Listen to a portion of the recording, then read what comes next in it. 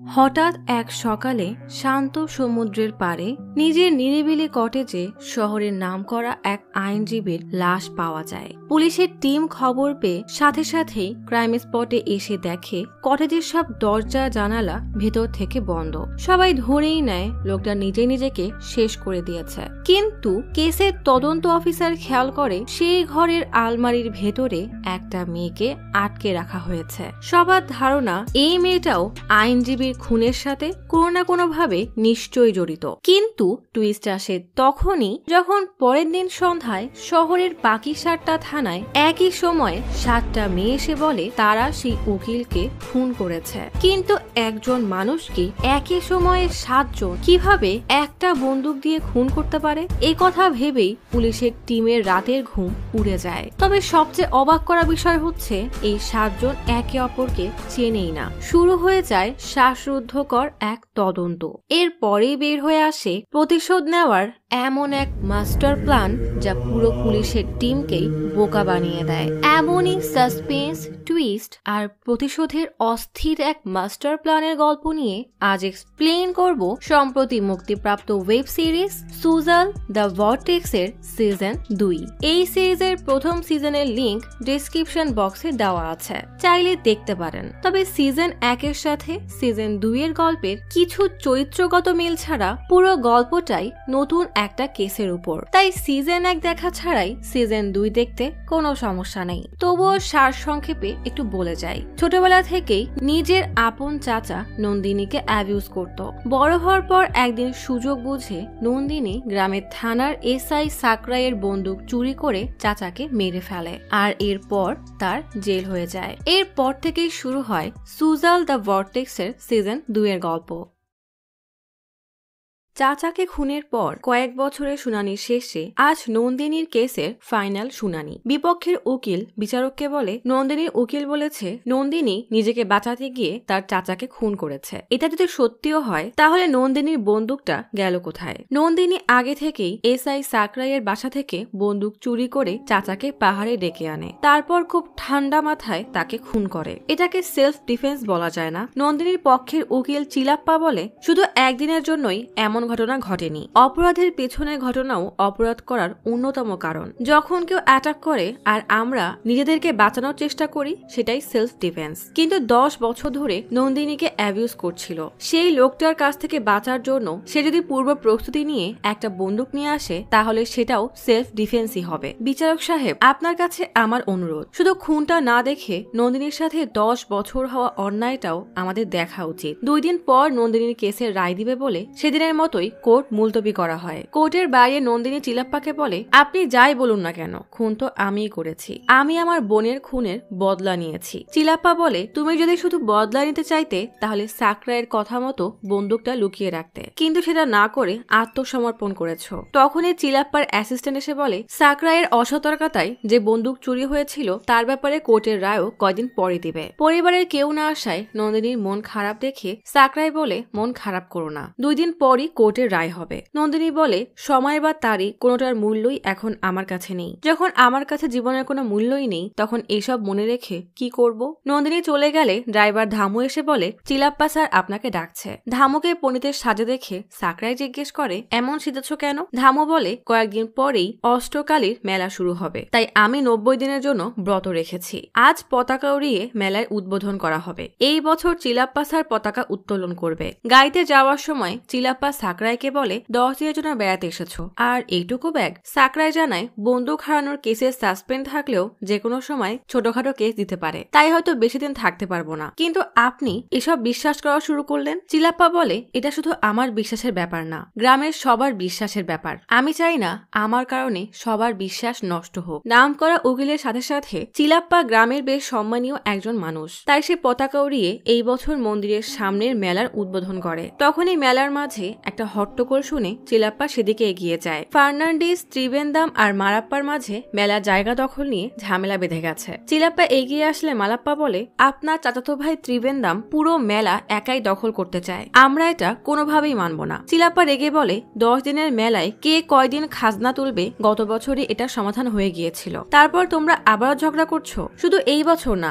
আগামী সব বছরই তোমরা 3 জনই এই মেলার খাজনার সমান ভাগ পাবে। এই নিয়ে যদি আজ ঝগড়া করো তাহলে কোর্ট থেকে স্টে অর্ডার এনে আমি মেলাই বন্ধ করে দিব। রাতে বাসায় ফিরে খাবার টেবিলে বসার পরে সাকরাই বলে, ওদের ঝামেলা কি থেমে যাবে? চিলাপ্পা বলে, এটা শুধু টাকা পয়সার ব্যাপার না, এটা ওদের সম্মানের বিষয়, তাই এই ঝামেলা এত সহজে মিটবে না। চিলাপ্পার স্ত্রী মালতী ডোসা বানিয়ে আনলে চিলাপ্পা বলে, তুমি বসো, আমি বানিয়ে আনছি। তখনই বাইকের শব্দ শুনে সাকরাই বলে, মনে হয় সুন্দর এসেছে। সুন্দর হচ্ছে চিলাপ্পার একমাত্র ছেলে। মালতী বলে, আজকাল সুন্দর কখন আসে কখন যায় বুঝতেই পারি না, কাজের অনেক চাপ, 4টা জেলার লাইট হাউসের সুপারভাইজারের দায়িত্ব দিয়েছে। সুন্দর ঘরে এসে সাকরাইকে দেখে বলে, সেই কবে তোমাকে দেখেছি, শুনলাম এখন নাকি বড় ইন্সপেক্টর হয়ে গেছো। তখনই চিলাপ্পা আসলে বাবাকে দেখে সুন্দর ঘরে চলে যায়, আর চিলাপ্পার কল আসলে সে ফোন নিয়ে প্রিয়ম্বাতার সাথে কথা বলতে অন্য রুমে চলে যায়। রাতে খাবার খাওয়া শেষে চিলাপ্পা সাকরাইকে বলে, আমি কটেজে যাচ্ছি, তুমি এক কাজ করো, কাল সকালে সেখানেই চলে এসো। সমুদ্রের পাড়ের জায়গাটা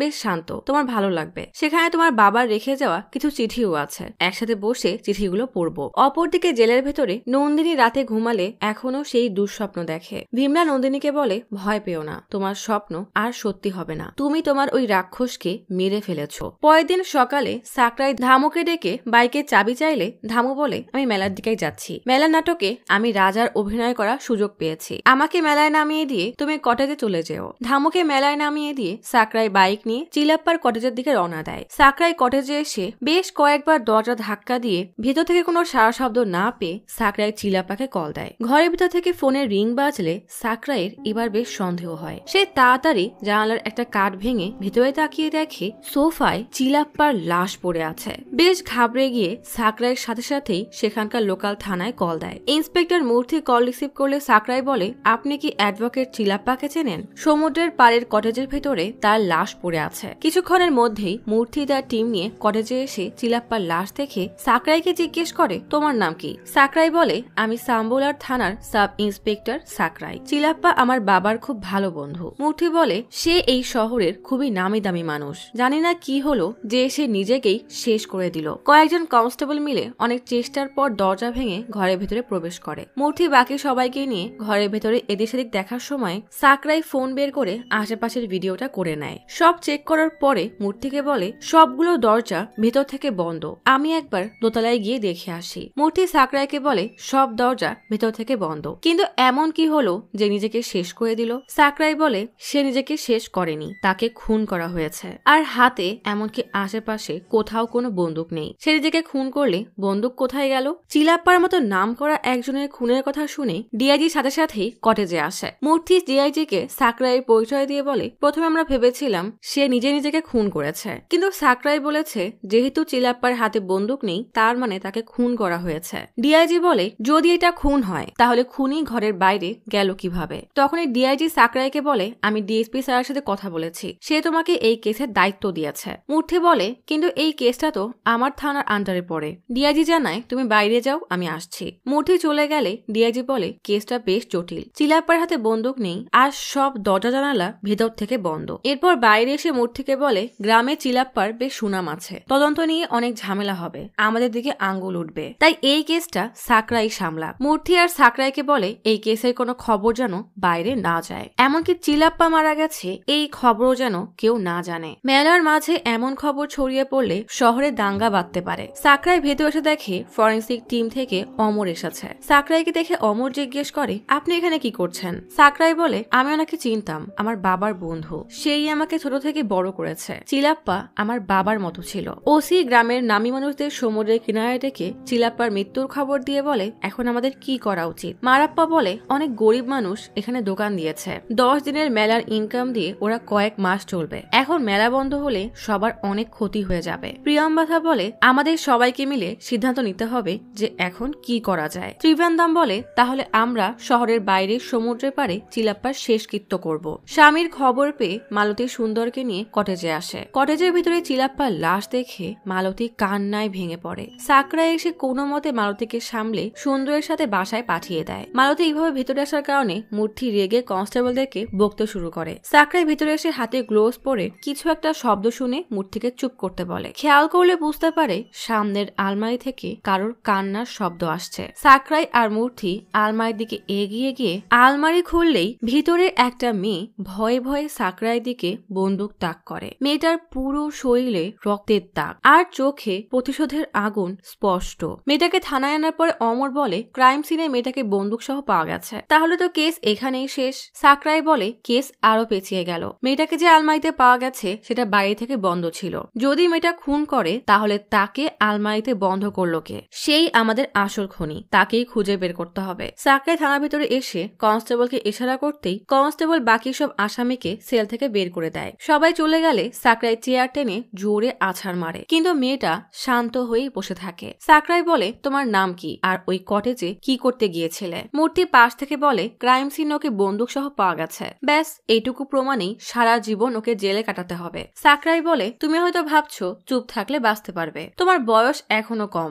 একবার জেলে গেলে তোমার সারা জীবন নষ্ট হয়ে যাবে। তুমি যে আলমারিতে ছিলে সেটা বাইরে থেকে লক করা ছিল। আমাদের শুধু এটা বলো আলমারির দরজা কে বন্ধ করেছিল? কিন্তু মেয়েটা কোনো কথা জবাবই দেয় না, নিশ্চুপ হয়ে বসে থাকে। লেডি কনস্টেবল সাকরাইকে বলে আমার মনে হচ্ছে মেয়েটা নির্দোষ। সাকরাই বলে কারোর চেহারা দেখে আমরা কোনো সিদ্ধান্ত নিতে পারি না। মেয়েটার ছবি মালতী ম্যাম আর সুন্দরের কাছে পাঠিয়ে দেখো যে তারা কি বলে। মূর্তি জানায় সে আগেই মেয়েটার ছবি তাদেরকে পাঠিয়ে দিয়েছে, কিন্তু চিলাপ্পার স্ত্রী বা ছেলে কেউই এই মেয়েটাকে চেনে না। কিন্তু মেয়েটা এই শহরের না। মেলায় হাজারো মানুষ আসে, এই ভিড়ের মাঝেই মেয়েটার পরিচয় পাওয়াটাও বেশ মুশকিল। অপরদিকে জেলে ভিজিটিং আওয়ারে বিমলার পরিবার তার সাথে দেখা করতে আসে। বিমলা নন্দিনীকে তার পরিবারের সাথে পরিচয় করিয়ে দেয়। নন্দিনীর পরিবার তার সাথে কোনো যোগাযোগ করে না, তাই বিমলা সবসময় চেষ্টা করে বোনের মতো করে নন্দিনীকে আগলে রাখতে। কথা শেষে জেলের ভিতরে আসতেই দুজন মহিলা মারামারি করছে দেখে তখনই সারজা নামের একটা মহিলা এসে তাদেরকে থামিয়ে বলে আজকের পর যেন আর মারামারি করতে দেখি না। অপরদিকে ঈশ্বরাম মেলায় দোকান দেওয়ার জন্য এসেছে।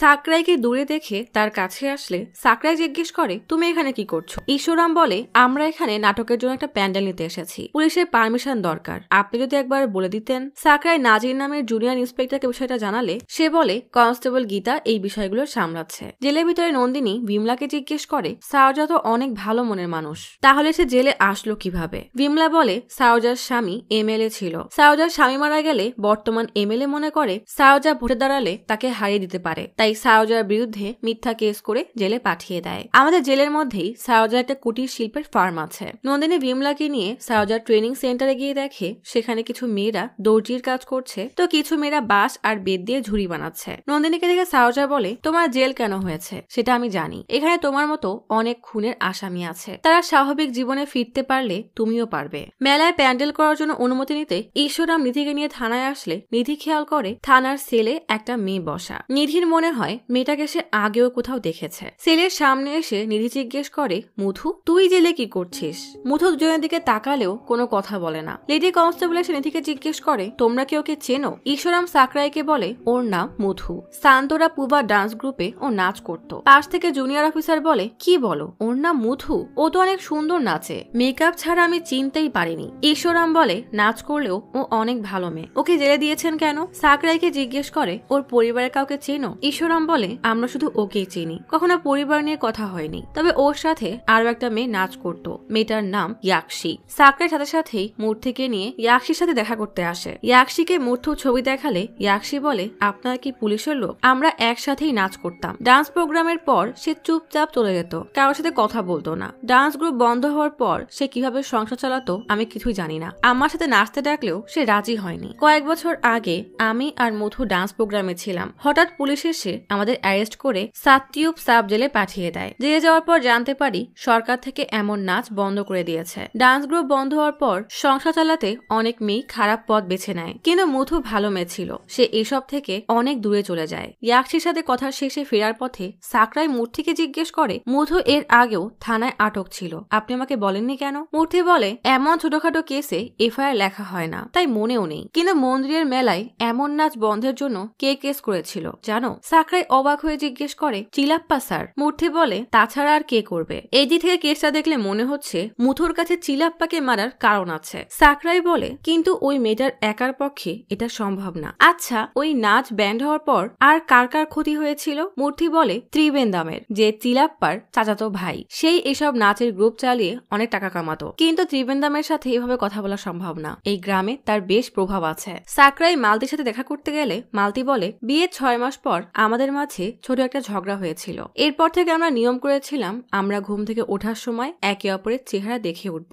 বিয়ের 30 বছর পার হলেও একদিনের জন্য আমরা এই নিয়ম ভাঙিনি। কখনো বাইরে গেলে আমাকে নিয়ে যেত, আর নিতে না পারলে ভিডিও কল দিত। সাকরাই বলে, 20 বছর আগে যখন বাবা মারা গিয়েছিল তখন চিলাপ্পা স্যার আমাকে আশ্রয় দিয়েছিল। স্যার বলেছিল বাবার বন্ধু হিসাবে না, সে সবসময় বাবার মতোই আমাকে আগলে রাখবে। বাবার মৃত্যুর পর মায়ের স্ট্রোক হয়, তারপর থেকে আর কথা বলতে পারে না। তখন শুধু চিলাপ্পা স্যার আমার পাশে এসে দাঁড়ায়। সে আমার বাবার চাইতে কোনো অংশেই কম না। আমি আপনাকে কথা দিচ্ছি, স্যারের খুনিকে আমি ছাড়বো না। তখনই বাইরের কারোর কান্নার শব্দ পেয়ে সাকরাই বাইরে এসে দেখে ড্রাইভার ধামু কান্না করছে। সাকরাই বলে, ধামু কিভাবে জানলো? স্যারের মৃত্যুর খবর তো গোপন রাখা হয়েছে। মালতী বলে, ধামু আমাদের পরিবারেরই একজন। মালতী ভিতরে এসে বলে, ইন্সপেক্টর মূর্তির উপরে ভরসা করো না। প্রিয়ম্বতা একটা স্কুল চালায়, সে স্কুল বানানোর জন্য কৃষকদের জমি দখল করেছিল। এটা জানার পরে চিলাপ্পা প্রিয়ম্বতার উপর কেস করে দেয়, কিন্তু মূর্তি ঘুষ নিয়ে কৃষকদেরকে ভয় দেখায়। কিন্তু চিলাপ্পা এসব সহ্য করার মতো মানুষ না। সে মূর্তির উপর কেস করলে মূর্তিকে 6 মাসের জন্য সাসপেন্ড করা হয়। সাকরাই জিজ্ঞেস করে,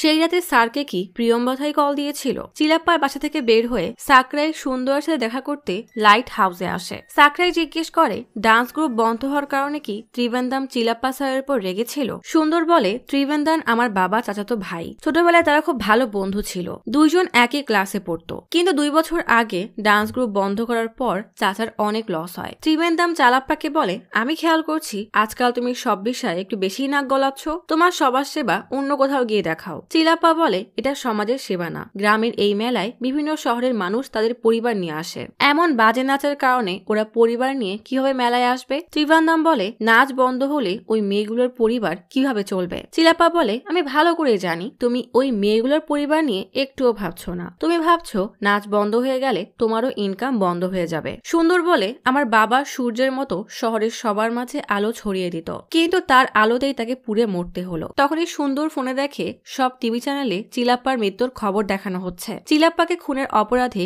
20 বছর বয়সী একটা মেয়েকে গ্রেফতার করা হয়েছে। মেয়েটার নাম মধু। সে ত্রিবেন্দামের নাচের গ্রুপে নাচ করত।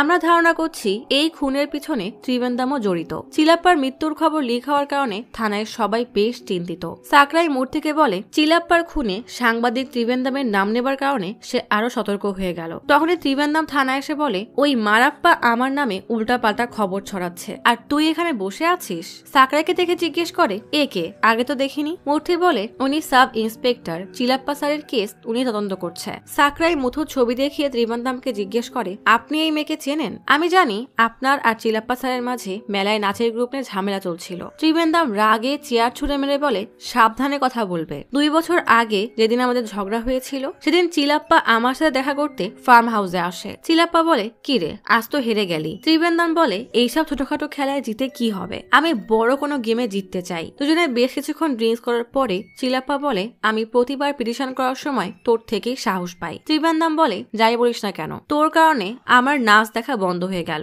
চিলাপ্পা বলে, ওদের কি দরকার? তোর জন্য তো আমিই নাচতে পারি। ছোটবেলায় 2 বন্ধু নাচতে নাচতে নিজেদের সব রাগ নিমিষেই ভুলে যায়। গল্প চলে আসে বর্তমানে। ত্রিবেন্দাম সাকরাইকে বলে, চিলাপ্পা আমার একমাত্র বন্ধু ছিল, কিন্তু সে এখন আজীবনের জন্য ছেড়ে চলে গেল। অপরদিকে চিলাপ্পার মৃত্যুর খবর ছড়িয়ে পড়লে দেখা যায় কোর্টের বাইরে একটা মেয়ে তার ইউনিফর্ম খুলে ওয়াশরুমে আসে। ওয়াশরুমে এসে ব্যাগ থেকে একটা চিঠি বের করে তাতে আগুন ধরিয়ে দেয়। মেলায় যখন পূজার প্রস্তুতি হচ্ছে তখন অপরদিকে শহরের বিভিন্ন জায়গায় একে একে 7টা মেয়ে পুলিশের কাছে আসে। মেয়েগুলোর নাম নাচি, মুপি, উলাগু, সান্ধানাম, গান্ধারী, বীরা আর সেনবাগাম। এই 7টা মেয়ে দাবি করে তারাই চিলাপ্পাকে খুন করেছে, কিন্তু আশ্চর্যের বিষয় এরা কেউই একে অপরকে চেনে না। আর 7 জনই আলাদা আলাদা থানায় গিয়ে চিলাপ্পাকে খুনের কথা স্বীকার করে। তার মানে মুথ্যকে মিলিয়ে চিলাপ্পাকে খুনের সাসপেক্ট এখন মোট 8 জন। প্রশ্ন হলো, আসল খুনটা কে করেছে? মুঠি থানায় এসে প্রচন্ড ভিড় দেখে বিরক্ত হয়ে একজন কনস্টেবলকে জিজ্ঞেস করে, ওই মেয়েটা কিছু খেয়েছে? কনস্টেবল জানায়, খাবার দিয়েছিলাম কিন্তু মানা করে দিয়েছে। মুঠি রেগে বলে, তাহলে অমর না খেয়েই থাক। এরপর সে পুরো থানায় ঘুরে নিজে যাবার সময় বিরক্ত হয়ে বলে, এত লোক কেন? সবাইকে এখান থেকে বের করো। সামনে থেকে সে ড্রাইভারকে দেখে রেগে থাপ্পড় মেরে বলে, তুমি টিভি লোকদের কাছে টাকার জন্য এই খবরটা দিয়েছো তাই না? তোমার কারণে ডিআইজির কাছে আমার কথা শুনতে হয়েছে। এরপর যদি কখনো এমন কাজ করো তাহলে তোমার চামড়া উঠিয়ে নিব। ঠিক তখনই সেই কনস্টেবল বলে ডিআইজি স্যার এসেছে। মূর্তি রাগে গজগজ করতে করতে সেদিকে যায়। সাকরাই ডিআইজি কে বলে আমি অন্য থানা থেকে কল পেয়েছি, এই মেয়েটা ছাড়াও আরো 7 জন মেয়ে সারেন্ডার করেছে। ডিআইজি বলে 7 জন মেয়ে একই সময়ে 7টা আলাদা থানায় সারেন্ডার করেছে, এই বিষয়টা কেমন জানো না? সাকরাই বলে আমরা ক্রাইম সিন থেকে যে মেয়েটাকে পেয়েছিলাম সেও এখনো মুখ খোলেনি। একটা কেসের জন্য 8 জন সাসপেক্ট। ডিআইজি বলে যেহেতু ওদের বয়স কম তাই ওদের সাথে ভালোভাবে কথা বলবে, আর ওদের সারেন্ডার করার ব্যাপারটাও বাইরের কেউ যেন জানতে না পারে। মূর্তি সহ থানার সবাইকে মানা করে দিয়েছে। সাকরাই ঠিক আছে বলে ডিআইজি কে গাড়িতে উঠিয়ে দেয়। ডিআইজি যেতেই সাকরাই তা কনস্টেবলকে বলে যে মেয়েগুলো সারেন্ডার করেছে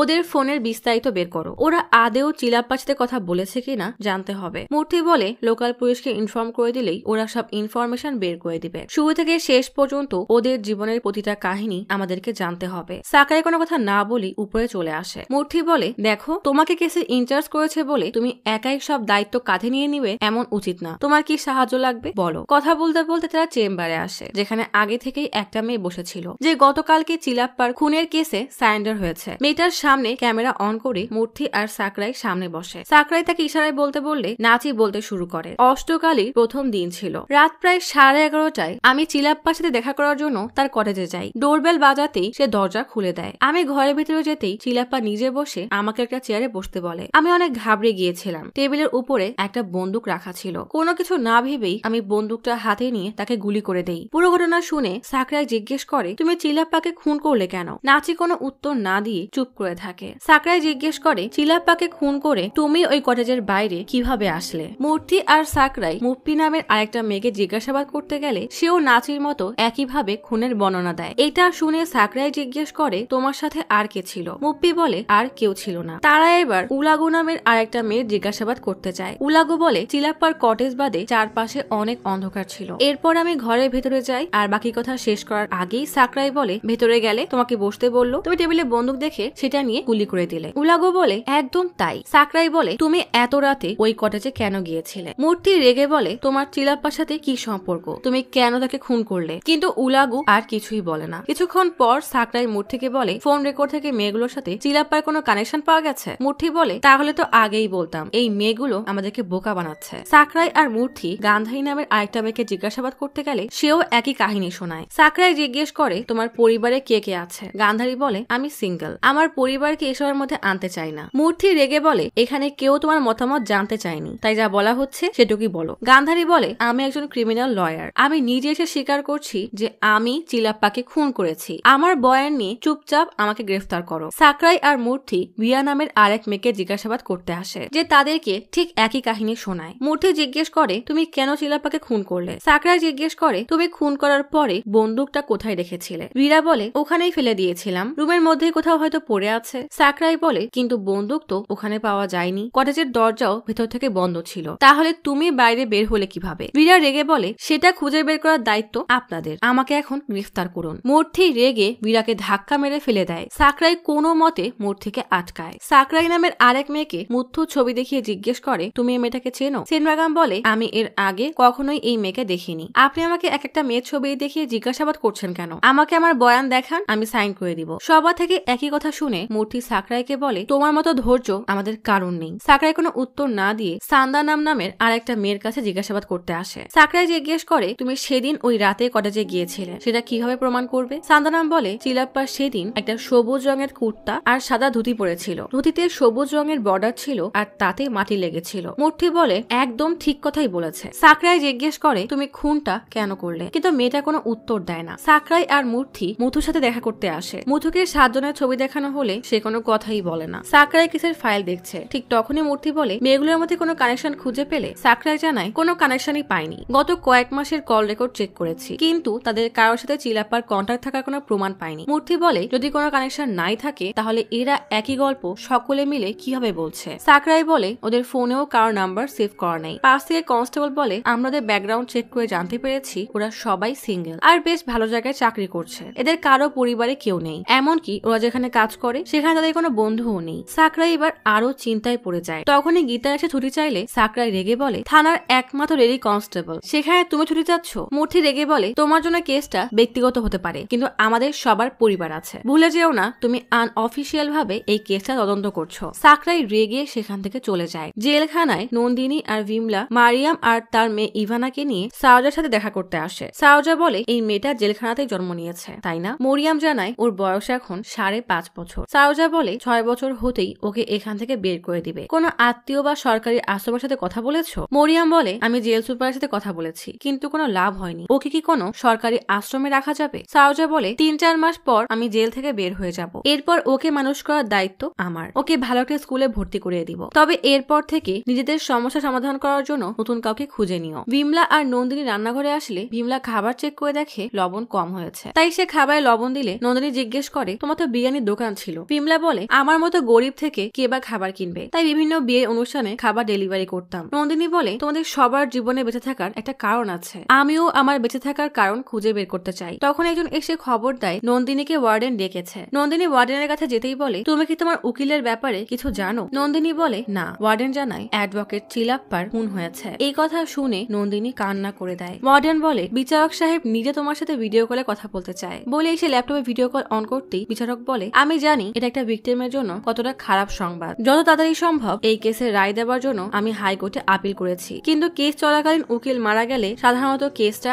আবার ট্রায়ালে চলে যায়, মানে বিচার কার্য আবার প্রথম থেকে শুরু হবে। তুমি নিজেকে মানসিকভাবে প্রস্তুত করে রেখো। নিজের খারাপ ভাগের কথা ভেবে চোখের পানি ফেলা ছাড়া নন্দিনীর আর কিছুই করার নেই। নদীর ধারে বসে সাকরাই মূর্তিকে বলে, এমন কি হতে পারে যে এই 8 জন মিলেই খুনটা করেছে? মূর্তি জানায়, তাহলে ওরা সারেন্ডার করলো কেন? সাকরাই বলে, হয়তো টিভিতে মধুর অ্যারেস্ট হওয়ার ব্যাপারটা দেখে সবাই মিলে ওকে বাঁচানোর প্ল্যান করেছে। মূর্তি বলে, কিন্তু ওদের সবাই এই কেসের সাথে জড়িত, সেটা কিভাবে প্রমাণ করব? সাকরাই বলে, কোনো না কোনো ভাবে তো এরা অবশ্যই একজন অপরজনের সাথে জড়িয়ে আছে। ওদের স্কুল লাইফের ব্যাপারে খোঁজ করলে হয়তো কিছু জানতে পারবো। তখনই গীতা মূর্তিকে কল করে জানায় মধুকে আজ সন্ধ্যা 6টা পর্যন্ত থানায় রাখতে পারবে। মূর্তি ফোন রেখে ব্যাপারটা সাকরাইকে জানালে সাকরাই বলে, তাহলে ওদেরকে কোথায় রাখবো? মূর্তি বলে, এখানে শুধু একটাই সাব জেল আছে যেখানে সব মহিলা সাসপেক্টদেরকে রাখা হয়, আর সেটা হলো সাটায়ুব সাব জেল। নাম শুনেই সাকরাই মুচকি হাসে। সব নিয়ম কানুন মেনে মুথু সহ বাকি সব মেয়েদেরকে ভ্যানে করে সাব জেলে নিয়ে আসা হয়। নন্দিনী সাব জেলে নতুন এতগুলো মেয়েকে দেখে বেশ অবাক হয়। ঠিক তখনই একজন এসে নন্দিনীকে খবর দেয় নন্দিনীর সাথে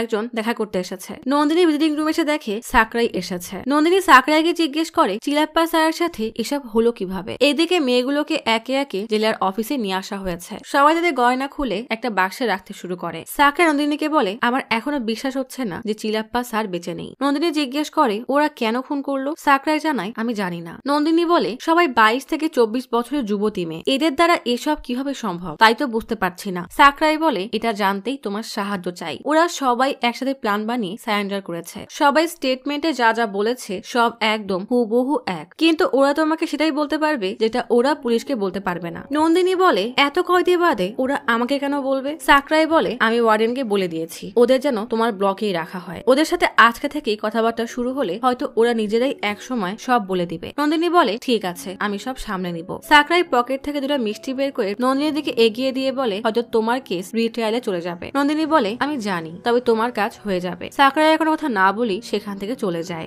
জেলে এই 8 জন অল্প বয়স্ক মেয়েদেরকে নিয়ে বেশ চর্চা চলছে। বিমলা বলে, এদের বয়স এত কম, জেলের নিয়ম কানুন বুঝতেও ওদের 2 থেকে 3 মাস সময় লেগে যাবে। খাবার নিতে গিয়ে ওদের নিয়ে উল্টা কথা শুরু হয়ে যায়। সিনবাকাম খাবার খেতে টেবিলে বসতে চাইলেই একজন কয়েদি বেশ রেগে যায়। নন্দিনী বলে, ওরা নতুন, তাই ওদেরকে জায়গা দিন। নন্দিনী বিমলাকে বলে, ওরা একসাথে আসলেও কেউ কার সাথে কোনো কথাই বলছে না। বিমলা বলে, এমনও হতে পারে এরা একজন অপরজনকে চেনেই না। মর্গ থেকে বেরিয়ে সাকরাই সুন্দরকে কল করে জানায়, কাল চিলাপ্পার লাশ পরিবারের কাছে দেওয়া হবে, এরপর তোমরা অন্তিম সংস্কারের ব্যবস্থা করতে পারো। সুন্দর ঠিক আছে বলে ফোনটা রেখে দেয়। সাকরাই মূর্তির কাছে এসে বলে, পোস্টমর্টম রিপোর্ট আসতে আসতে আরো 2 দিন সময় লাগবে। মূর্তি বলে, তুমি মেয়েগুলোকে সাব জেলে কেন পাঠালে? সাকরাই হাসলেও কোনো উত্তর দেয় না। মূর্তি বলে, 12 বছর 8 মাস 16 দিন লেগেছে আমার মাথা থেকে এই ডিউটির ভূত নামাতে। পানিশমেন্ট ডিউটি হিসাবে মিনিস্টার আমাকে দিয়ে বাসার সব কাজ করিয়েছে। সাকরাই বলে, কিন্তু এই পানিশমেন্ট কেন পেয়েছিলে? মূর্তি বলে, একটা বড় নামি দামি লোকের বাসায় ডাকাতি হয়েছিল। ইন্সপেক্টর ওই বাড়ির ড্রাইভার আর কাজের লোকের নামে চার্জশিট ফাইল করতে বলে, কিন্তু পরে আমি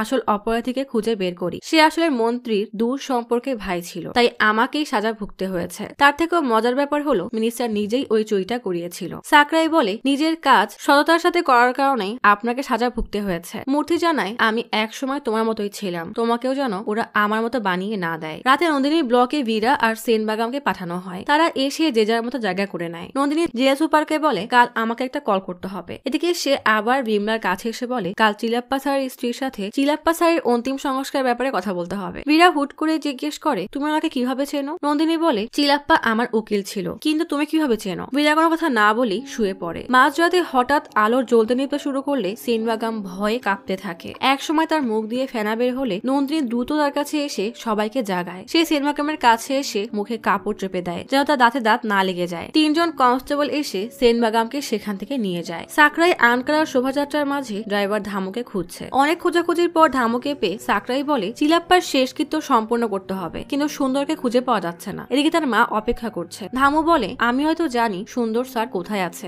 ধামু গাইতে বসে বলে এই উৎসবের আসল উদ্দেশ্য হলো 10ম দিনে সবাই অসুর বধের পর সাগরে ডুব দেয়। এতে তাদের মধ্যে থাকা সব রাগ, কষ্ট, অহংকার দূর হয়ে যায়। এরপর তারা নতুন জীবন শুরু করে। কথা বলতে বলতেই তারা নদীর ধারে এক পুরনো বাসায় আসে। সুন্দর সেখানে মাতাল হয়ে পড়ে আছে। সাকরাই তার মুখে পানি ছিটা মারতেই সুন্দর চোখ খুলে তাকায়। সুন্দর কান্না করতে করতে বলে বাবার লাশ আসার পর বুঝতে পারলাম আমি তার সাথে বহুদিন ঠিক করে কথাই বলিনি, আর কোনোদিন কথা বলতেও পারবো না। সাকরাই সুন্দরকে সান্ত্বনা দেয়। কোন রকমে বুঝিয়ে তাকে নিয়ে চিলাপ্পার শেষকৃত্য সম্পন্ন করতে গঙ্গা ঘাটে আসে। সকালে জেলখানার সবাই যার যার জামা কাপড় ধুচ্ছিল, কেউ বা লাইনে দাঁড়িয়ে আছে। নন্দিনী আর চোখে সেই মেয়েগুলোর উপরে নজর রাখছে। কেউ কারোর সাথে কোনো কথাই বলছে না। তখনই নাচি ওয়াশরুমে গেলে একজন জোরে জোরে দরজায় ধাক্কাতে থাকে। এটা দেখে নন্দিনী দ্রুত তাকে সাহায্য করতে এগিয়ে আসে। দুজনের মধ্যে মারামারি শুরু হয়ে গেলে পরিস্থিতি বেগতিক দেখে ওয়ার্ডেন সেখানে চলে আসে। নাচি নন্দিনীকে বলে ছোট থেকেই হোস্টেলে বড় হয়েছি, তাই এসব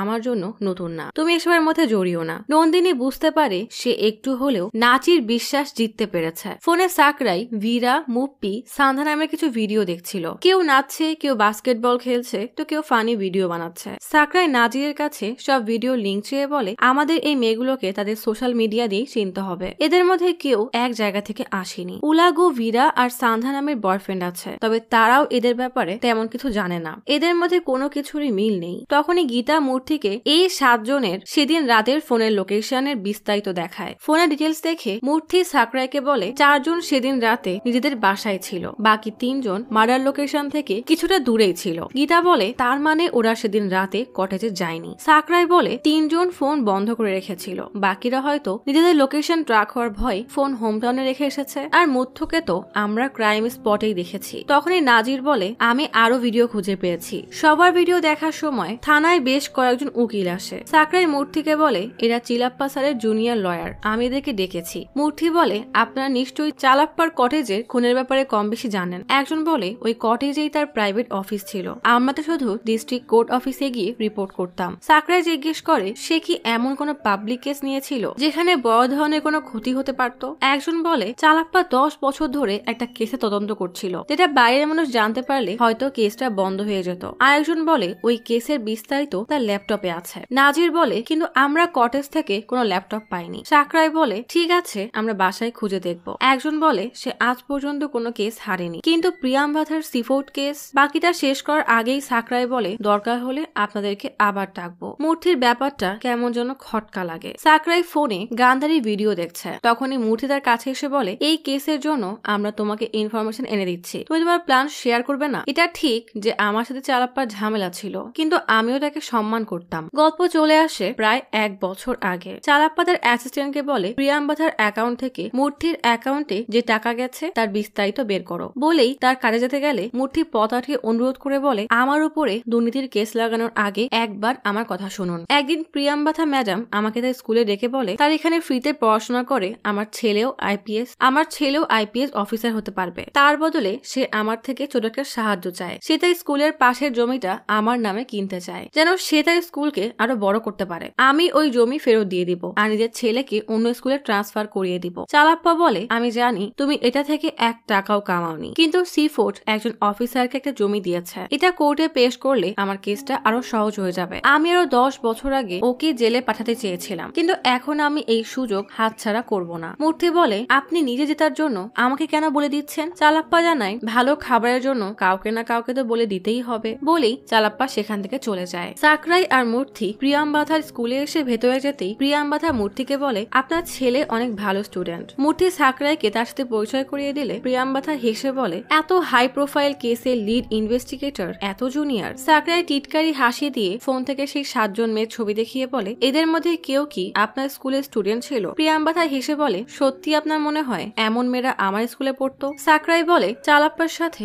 আপনার 10 বছরের বেশি সময় ধরে এই স্কুল নিয়ে শত্রুতা চলছে। তাকে খুন করার জন্য এই কারণটাই তো যথেষ্ট। আর চালাপ্পাকে শেষ কলটা কিন্তু আপনিই করেছিলেন। প্রিয়াম্বাথা বলে, এতে কিছুই প্রমাণ হয় না। তার কথা ছিল এখানকার লোকদেরকে আমাদের 50% দিতে হবে। এতে আমি কোনো কিছু ভুল করছি না। আমি তার নামে মানহানি মামলা করেছি, সেটা জানাতেই ফোন করেছিলাম। সাকরাই আর মূর্তি কিছু না বলেই সেখান থেকে চলে যায়। মূর্তি বলে, আমার এখন এটা ভেবে ভালো লাগছে যে আমি এই কেসে তদন্ত অফিসার না। আমার উচিত হয়নি এই মহিলার কথা শুনে আমার ছেলেকে স্কুলে ভর্তি করানো। সাকরাই কারণ জিজ্ঞেস করলে মূর্তি বলে, আমার ছেলে এত বড় লোকের ছেলে মেয়েদের সাথে থেকে আমার সাথে কথা বলতেও লজ্জা পায়। ঠিক তখনই সাকরাইয়ের কাছে মালতির কল আসে। ফোনের ওপাশ থেকে কিছু একটা শুনে বলে, আমি এখনই আসছি। জেলে মুপ্পি এখন বেশ সুস্থ। নন্দিনী মুপ্পির সাথে দেখা করতে আসে। নন্দিনী বলে, আমি ওয়ার্ডেনের সাথে কথা বলেছি, তুমি কোনো হাসপাতালে গিয়ে একবার চেক আপ করে আসো। মুপ্পি বলে, তার দরকার নেই, এটা আমার বেশ আগে থেকেই হয়। আমি অনেক ডক্টর দেখিয়েছি কিন্তু কোনো লাভ হয়নি। এটা 10 বছর আগে শুরু হয়, যখন আমি অগ্নি মুভির ক্লাইম্যাক্সের সিন দেখছিলাম। নন্দিনী বলে, ওই মুভিতে তো বাবার একটা সিন আছে, তুমি কি তোমার বাবার খুব ক্লোজ? মুপ্পি অস্থির হয়ে বলে, ওখানে লাইট অন অফ এর একটা সিন আছে, ওটা দেখেই আমার এমন সমস্যা শুরু হয়। নন্দিনী বলে, তাহলে রুমের লাইটটা চেঞ্জ করে তুমি ঠিক হয়ে যাবে, তাই না? মুপ্পি বলে, হ্যাঁ, আমি আমার হোস্টেলের ওয়ার্ডেনকে জানাতেই সে আমার মুভি দেখাই বন্ধ করে দিয়েছিল। সেখান থেকে বেরিয়ে নন্দিনী সারোজার সাথে দেখা করতে আসে। সারোজা বলে, আমি আগে ব্যবসা করতাম, তাই জেলে থাকলেও আমি থেমে থাকবো না। নন্দিনী বলে, আপনার আসলেই তুলনা হয় না, আমার একটা সাহায্যের দরকার, আমাদের সেলের টিউবলাইটটাকে একটু বদলাতে পারবেন? সারোজা বলে, কাজ হয়ে যাবে। শুনলাম বৃন্দা নাকি নতুন ওই মেয়েটার সাথে ঝগড়া করেছে, সে কি এখন ঠিক আছে? নন্দিনী বলে, হ্যাঁ, মেয়েটা অনেক সাহসী। বিমলা রান্নাঘরে কাজ করছে, তখন নন্দিনী তাকে একটু সাইডে ডাকে। নন্দিনী বিমলাকে বলে, আজ তুমি কি আমার কাজগুলো করে দিবে? আমার জরুরি কাজ আছে। বিমলা হেসে বলে, ওই পুলিশ তোমাকে যাই বলে তুমি তাই করো? নন্দিনী কিছু না বলেই চলে যায়। নন্দিনী সান্ধানামের কাছে এসে দেখে সে ডিটেকটিভ বই পড়ছে। নন্দিনী বলে, তোমার পছন্দ ভালো। সান্ধানাম বলে, জেলে এইসব বই কি রাখে? এতে তো অপরাধীরা আরো ভালো করে অপরাধ করার সুযোগ পাবে। বলেই সে সেখান থেকে চলে যায়। নন্দিনী এবার গান্ধারীর কাছে এসে দেখে সে আগাছা পরিষ্কার করছে। নন্দিনী আসলে গান্ধারী জিজ্ঞেস করে, এখানে সাপ্লাই পাওয়া যাবে? নন্দিনী বলে, এখানে একজন আছে, তার নাম সুপার মার্কেট, তাকে বললেই সব এনে দেয়, তোমার কি লাগবে? গান্ধারী বলে, ড্রিঙ্কস লাগবে, ড্রিঙ্কস না করলে রাতে আমার ঘুম আসে না। নন্দিনী এমন কথা শুনে হাসে। বিয়ার কাছে এসে দেখে সে ওয়াশরুম পরিষ্কার করছে। নন্দিনী বলে, কাল যে মেয়েটা অসুস্থ হয়ে পড়েছিল সে কি এখন ঠিক আছে? তুমি সব থেকে কঠিন কাজটা পেয়েছো, আমি কি তোমাকে সাহায্য করব? বীরা বলে, ছোট থেকেই হোস্টেলে আমি এসব কাজই করেছি, আমার কারো সাহায্য চাই না। বলেই সে তার কাজে মন দেয়। সুন্দর মালতী আর সাকরাইকে নিয়ে অস্থি বিসর্জন দিতে এসেছে। ধামকে না দেখে সুন্দর জিজ্ঞেস করে, তুমি ওকে ডাকুনি কেন? মালতী বলে, তুমি বলেছিলে তুমি একাই গাড়ি ড্রাইভ করবে। সুন্দর রেগে বলে, ও কি এই পরিবারের অংশ না? বলেই সে রেগে পানির দিকে এগিয়ে যায়। মালতী সাকরাইকে বলে, সুন্দরের রাগ করার অনেক কারণ আছে। ধামু 14 বছর বয়স থেকে ওই নাট্য দলে কাজ করে। 15 বছর শেষ হলেই সে রাজা হওয়ার অধিকার পেত, কিন্তু গতকাল সে কোনো কথা না ভেবেই চিলাপ্পার শেষকৃত্যে এসেছিল, তাই ওর 14 বছরের তপস্যা বৃথা হয়ে গেল। সুন্দর নদীতে অস্থি ভাসিয়ে দেয়। সাকরাই এক মুহূর্ত দেরি না করে ওয়াকিটকি দিয়ে খোঁজ করলে জানতে পারে ধামুকে শেষবার নদীর ধারে ব্রিজের নিচে দেখা গেছে। সাকরাইয়ের বেশ সন্দেহ হয়। সে সাথে সাথেই ব্রিজের নিচে আসে। সেখানে ধামুকে শেষবার দেখা গিয়েছিল। সাকরাই দেখে ধামু সেখানে পানিতে ডুব দিচ্ছে, তার শরীরের সব রং ধুয়ে ফেলছে। সাকরাইয়ের মনে পড়ে ধামু বলেছিল এই পোশাক পরে নদীতে ডুব দিলে নাকি সব পাপ ধুয়ে যায়। সাকরাই জিজ্ঞেস করে, এখন তুমি নিজের কোন পাপটা ধুচ্ছ? ধামু বলে, আমি তো রাজার বেশ নিব, তাই শরীর পরিষ্কার করতে এসেছিলাম। সাকরাই বলে, তুমি তো ওই সুতো খুলে ফেলেছো, এখন তুমি কোনো অভিনয় করতে পারবে না, তবে তুমি তাবিজটা কেন খুলেছিলে? এই বলেই মুথ্থুর ছবি দেখিয়ে বলে, একে চেনো? ধামু বলে, না। সাকরাই বলে, আমাকে সব সত্যিটা বলো, সেদিন রাতে তুমি কোথায় ছিলে? সাইয়ের উপরে তোমার রাগ ছিল তাই না? ধামু আর কোনো কথা না বলেই ধাক্কা মেরে সেখান থেকে পালিয়ে যায়। সাকরাইও তার পিছু নেয়। ধামু একটি স্পিড বোর্ডে করে পালাতে থাকলে সাকরাই কৌশলে সেই নৌকায় উঠে বলে, আমাকে সব সত্যি বলে দাও, না হলে তোমার প্রতি আমার সন্দেহ কিন্তু বাড়তেই থাকবে। ধামু উল্টা তাকে নৌকা থেকে ফেলে দিয়ে পালিয়ে যায়। সাকরাই কোনো মতে নিজের প্রাণ বাঁচিয়ে উঠতেই তার কাছে নন্দিনীর কল আসে। কল রিসিভ করতে নন্দিনী জানায়, আমার মনে হয় এই মেয়েগুলো স্কুল বা কলেজের সময় কোনো না কোনো হোস্টেলে ছিল, আর সেখান থেকেই এরা একজন আরেকজনের সাথে যুক্ত। সাকরাই বলে, ঠিক আছে, আমি খোঁজ নিব। সাকরাই থানায় এসে ফ্রেশ হয়ে নাজিরকে বলে, চালাপ্পা স্যারের ড্রাইভার ধামুর নামে রেড অ্যালার্ট জারি করে দাও, যে করেই হোক তাকে খুঁজে বের করতে হবে। এদিকে বাকিরা মিলে মেয়েগুলো স্কুলের বিস্তারিত খুঁজে বের করছে। সব ইনফরমেশন দেখে সাকরাই বলে, এদের স্কুলের অ্যাডমিশন সেপ্টেম্বরে হয়েছে, কিন্তু অ্যাডমিশন সাধারণত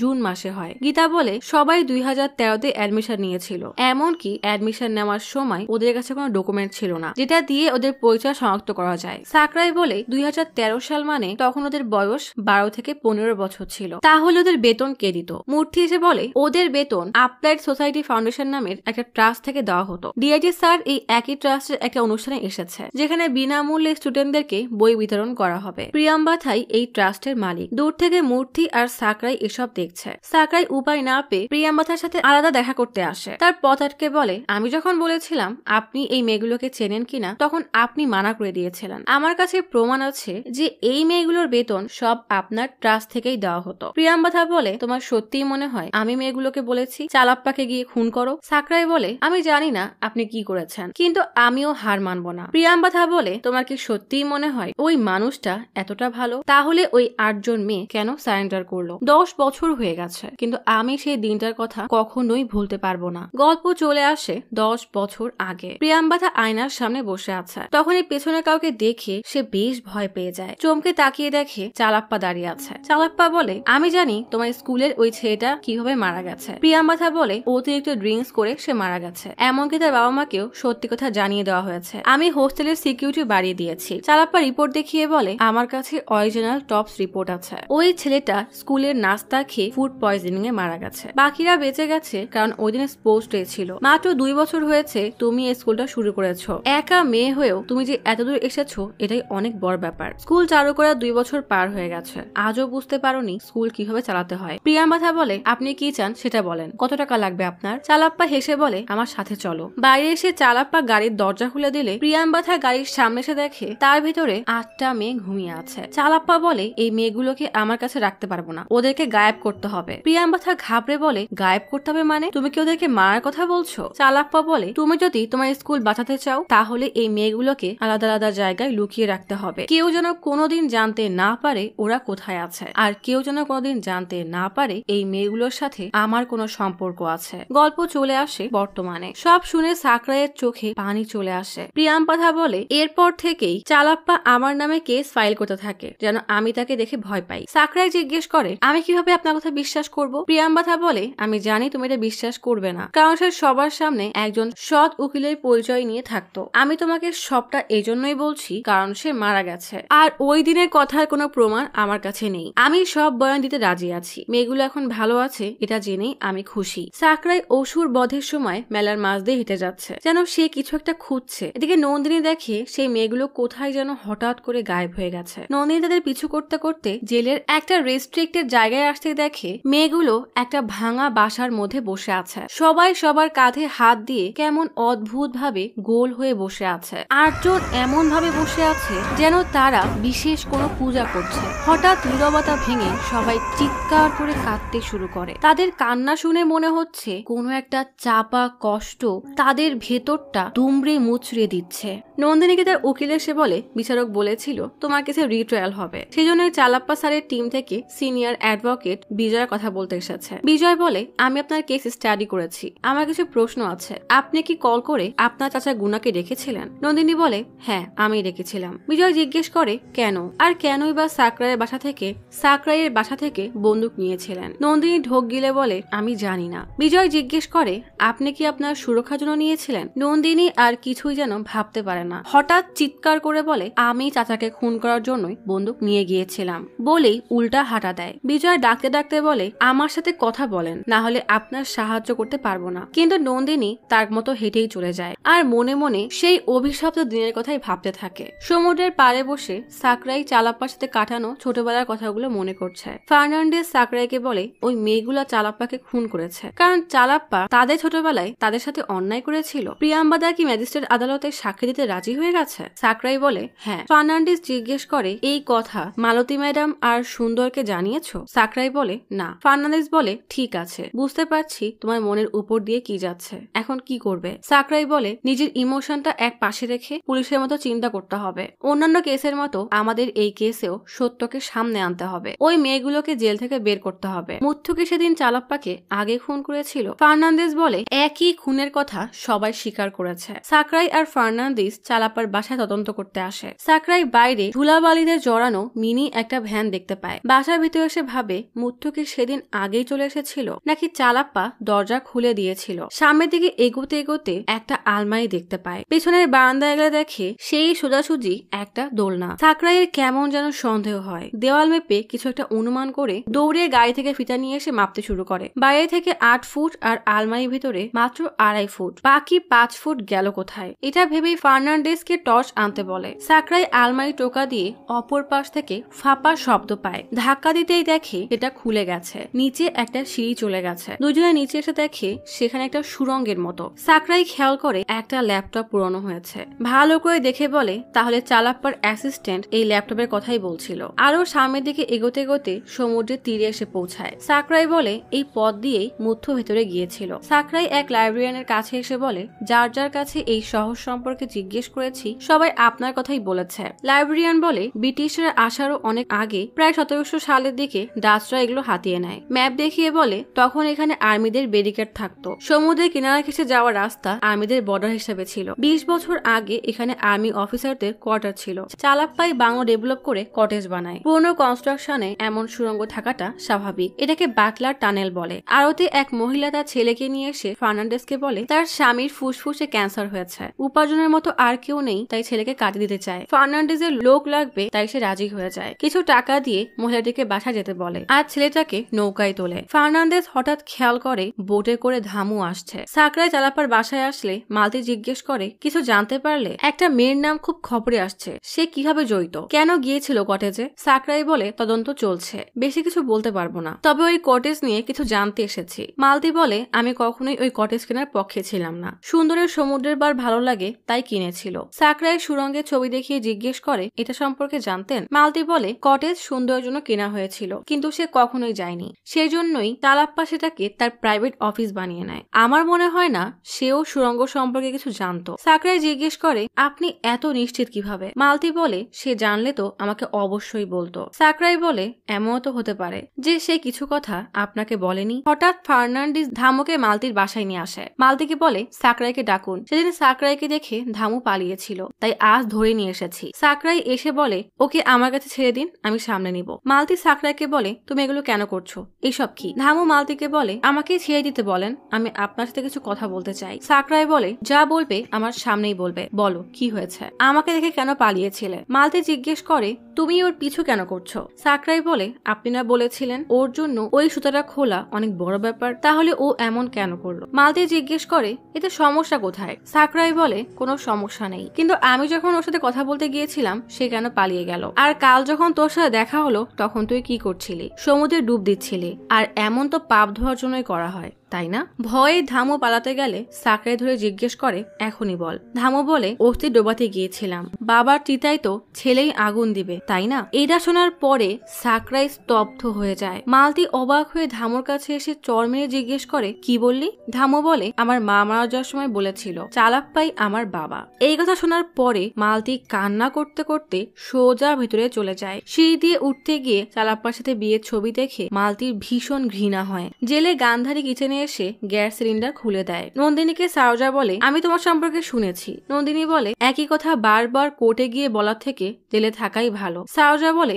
এমনটা চিন্তা করো না, যে করেই হোক এখান থেকে বের হও, বেশি দিন থাকলে অভ্যাস হয়ে যাবে। তা তোমার বাইরে কেউ আছে? নন্দিনী বলে জানি না, আমার জন্য কেই বা থাকবে। সারজা বলে এটা চিন্তা করো যে কেউ আছে, তাহলে এখান থেকে বের হতে সুবিধা হবে। হঠাৎ হই হুল্লোড় শুনতে পেলে নন্দিনী দৌড়ে গিয়ে দেখে ধোঁয়া বের হচ্ছে, সবাই দৌড়াচ্ছে।